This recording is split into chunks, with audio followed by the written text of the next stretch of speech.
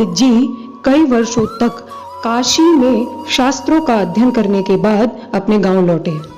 पूरे गांव में यह शोहरत हुई कि पंडित जी काशी से शिक्षित होकर आए हैं और धर्म से जुड़े किसी भी पहेली को सुलझा सकते हैं। शोहरत सुनकर एक किसान उनके पास आया और उसने पूछा, पंडित जी आप हमें यह बताइए कि पाप का गुरु कौन है। प्रश्न सुनकर पंडित जी चकरा गए।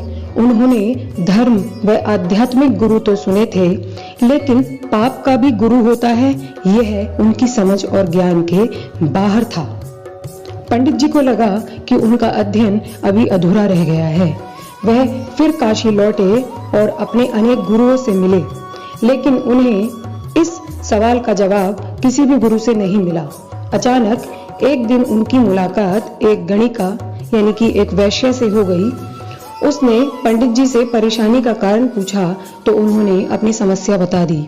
गणिका बोली, पंडित जी इसका उत्तर है तो बहुत सरल, लेकिन उत्तर पाने के लिए आपको कुछ दिन मेरे पड़ोस में रहना होगा। पंडित जी इस ज्ञान के लिए तो भटक ही रहे थे, वह तुरंत तैयार हो गए।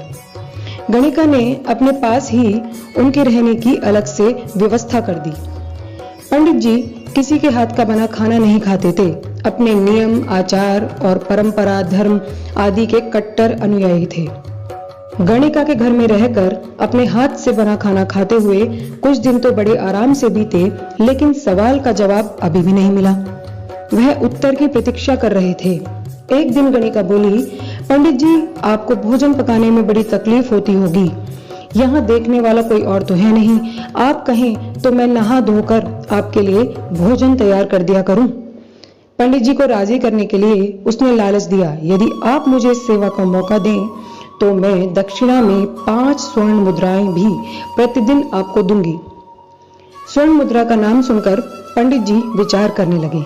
पका पकाया भोजन और साथ में सोने के सिक्के भी, अर्थात दोनों हाथों में लड्डू हैं।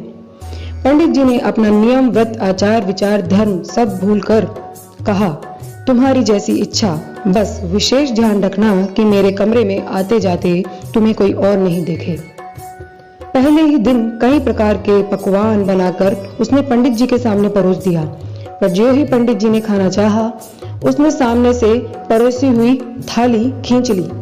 इस पर पंडित जी क्रोधित हो गए और बोले, यह क्या मजाक है।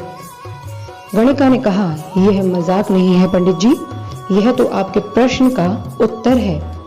यहाँ आने से पहले आप भोजन तो दूर किसी के हाथ का पानी भी नहीं पीते थे, मगर स्वर्ण मुद्राओं के लोभ में आपने मेरे हाथ का बना खाना खाना भी स्वीकार कर लिया। अतः यह लोभ ही पाप का गुरु है और यही आपके सवाल का जवाब है।